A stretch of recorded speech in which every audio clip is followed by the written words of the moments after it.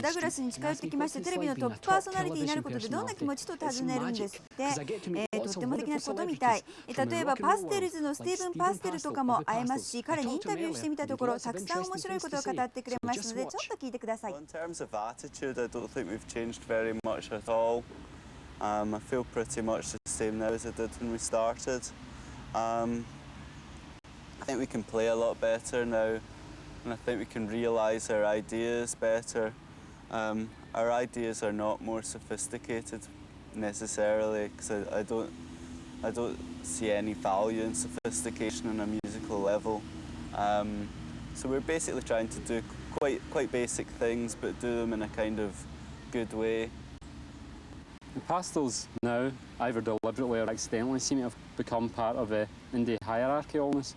Bands have recorded pastel cover versions, and many groups around today would clearly not exist if not for the pastels.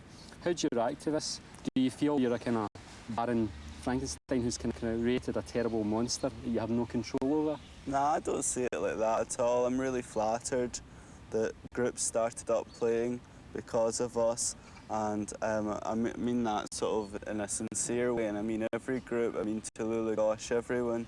I'm really pleased if we somehow influenced those groups, and I do think what they were doing was far more healthy and more honest than 90% of anything else that was going around.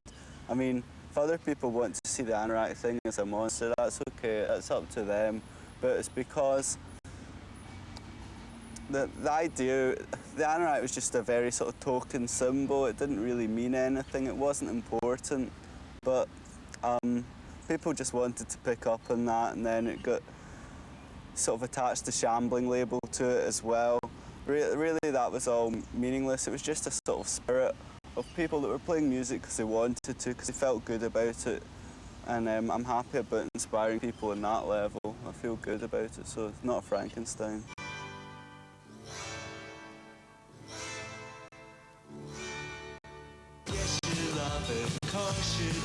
She's always somehow coming through, acting tough like nothing else. This baby says that's common sense. Being in a group doesn't really, it's okay, it's just something you do. I don't know, I just like reading books, and I work as a librarian, and I just like hanging around with my friends and sort of listening to music, just things like that. So is being in a group not really that big a part of your life? Well, it's important on a social level because you get to meet a lot of people. Most of my friends I've made have been through the group, but it's also important. I think sometimes you just feel you've got to do, you feel like writing a song or something. It's just great. Well, you know, like I know.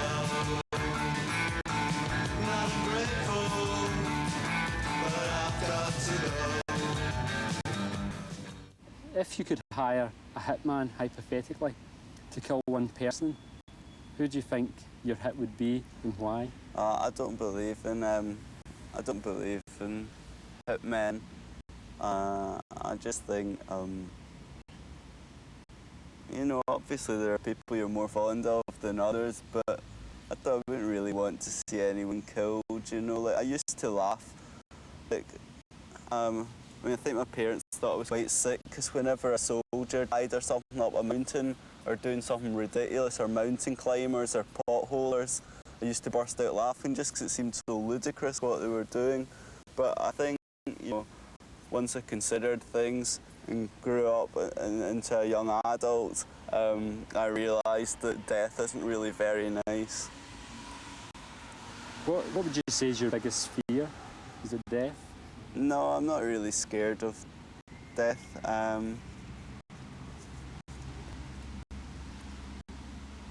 Don't really know. I haven't really felt totally scared for a long time. I just don't know. I wouldn't know.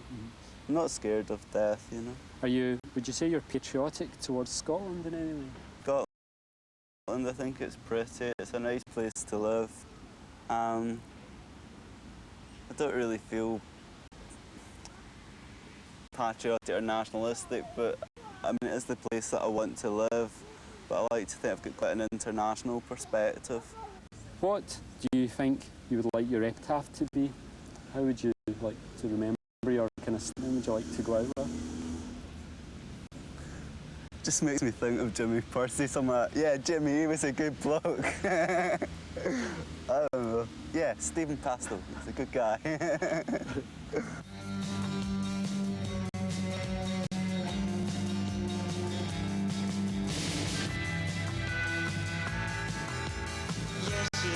Of course you do. She's always somehow coming through, acting tough like nothing else. 'Cause baby says she's double blessed, and you know, like I know,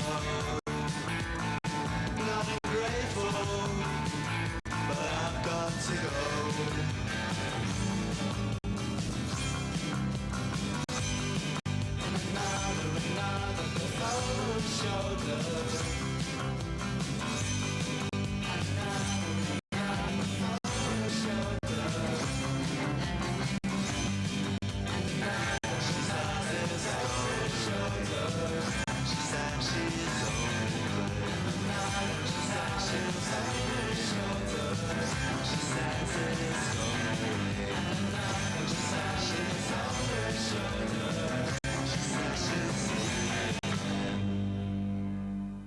ダグラスとスティーブンのインタビューでした。